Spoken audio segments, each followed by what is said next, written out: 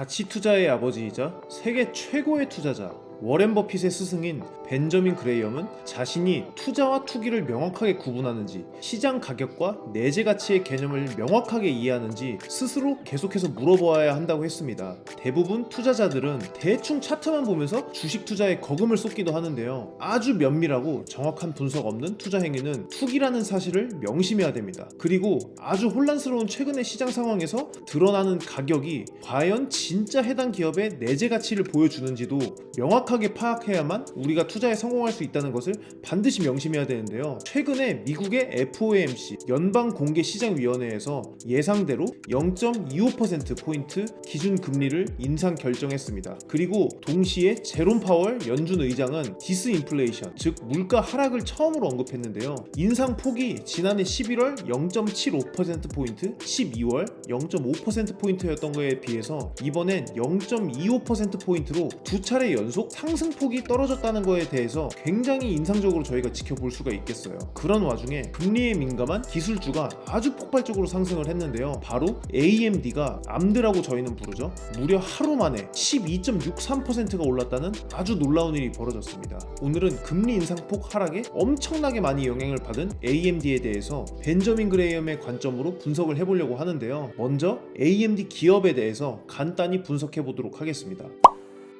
AMD는 미국의 반도체 제조회사로 Advanced Micro Devices의 약자입니다. 컴퓨터 CPU 분야에서 압도적인 인텔의 유일한 경쟁사이면서 동시에 컴퓨터 GPU 분야에서는 엔비디아와 경쟁하고 있습니다. 그러면 간단히 기업 분석을 마치고 방어적 투자자, 공격적 투자자 두 가지 관점으로 분석을 해보도록 하겠습니다.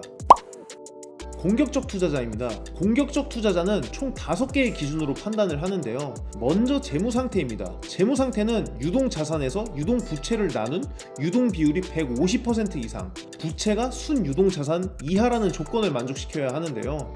AMD의 유동 비율은 현재 216%고 부채는 약 25억 달러, 순 유동 자산은 약 11억 5천만 달러입니다. 그러니까 이번 조건은 유동 비율이라는 조건만 만족하므로 0.5점을 줄 수가 있겠네요. 다음은 이익의 안정성입니다. 이익의 안정성은 5년 동안 적자를 보지 않았어야 한다고 했는데 2017년도에 적자를 봤기 때문에 이번 조건은 충족하지 못한다는 것을 알 수 있겠네요. 세 번째 조건은 바로 배당 실적인데 AMD는 배당을 지급하지 않는 기업으로 유명하죠. 이번 조건 또한 충족하지 못하겠습니다. 생각보다 최근 주가가 아주 급등한 것 치고는 여태까지의 성적이 꽤나 좋지가 않다는 것을 알 수가 있겠습니다.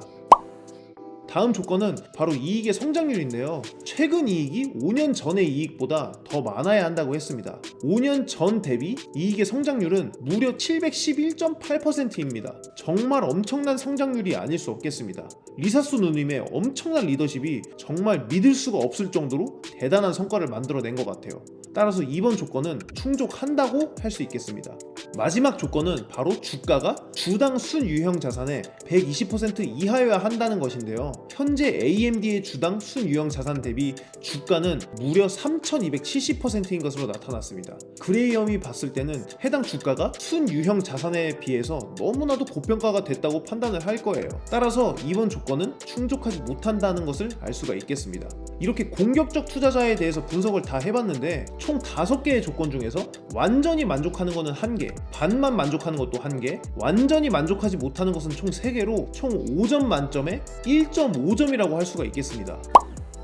방어적 투자자는 다음과 같이 총 7개의 기준으로 분석을 하는데요. 먼저 충분한 규모입니다. 충분한 규모는 연간 매출 1억 달러 이상이어야 한다고 했는데 현대적인 기준을 적용하기 위해서 AMD가 속한 업종의 매출과 함께 비교를 해보도록 하겠습니다. AMD는 최근 분기 매출은 약 56억 달러 규모인데 AMD가 속한 업종의 평균 매출은 약 14억 8천만 달러 규모인 것으로 나타났습니다. 따라서 AMD는 속한 업종의 평균 매출보다 더욱 높기 때문에 해당 조건을 충족한다는 것을 알 수 있습니다.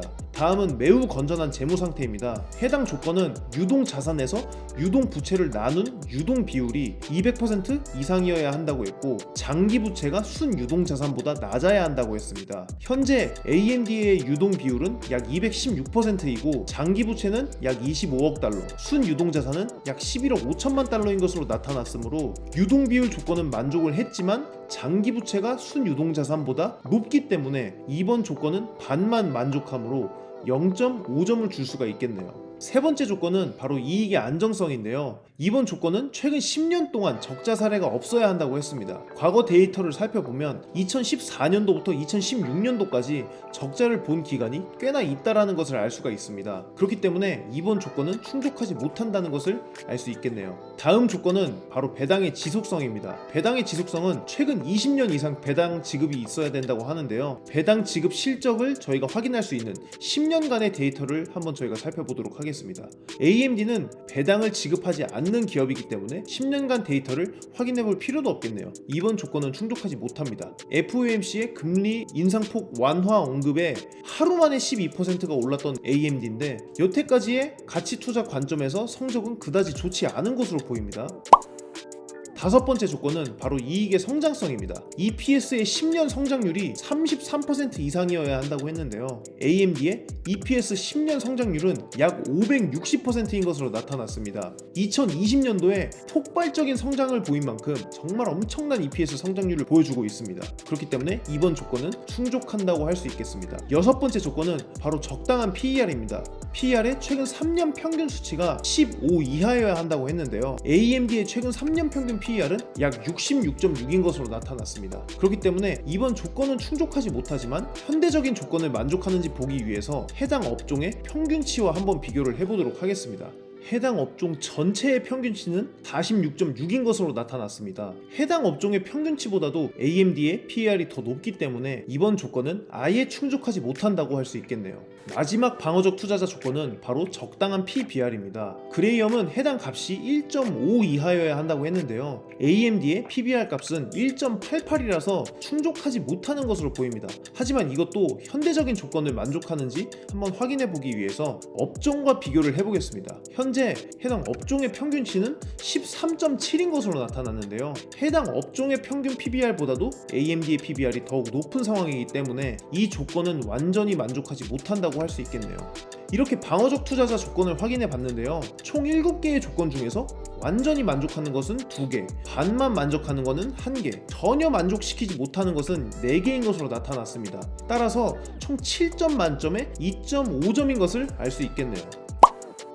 종합해보면 그레이엄의 방어적 투자 관점에서는 7점 만점에 2.5점, 공격적 투자자 관점에서는 5점 만점에 1.5점이라는 것을 알 수가 있었는데요. 이게 최근에 FOMC 실적 발표로 엄청난 단기 상승을 보인 AMD인데 여러분들은 어떤 생각을 하셨을까요? 가치 투자의 관점에서 이 기업에 계속해서 투자를 하는 게 과연 맞다고 보시려나요? 오늘 이 영상이 조금이라도 도움이 되셨다면 구독과 좋아요 부탁드리겠습니다. 감사합니다.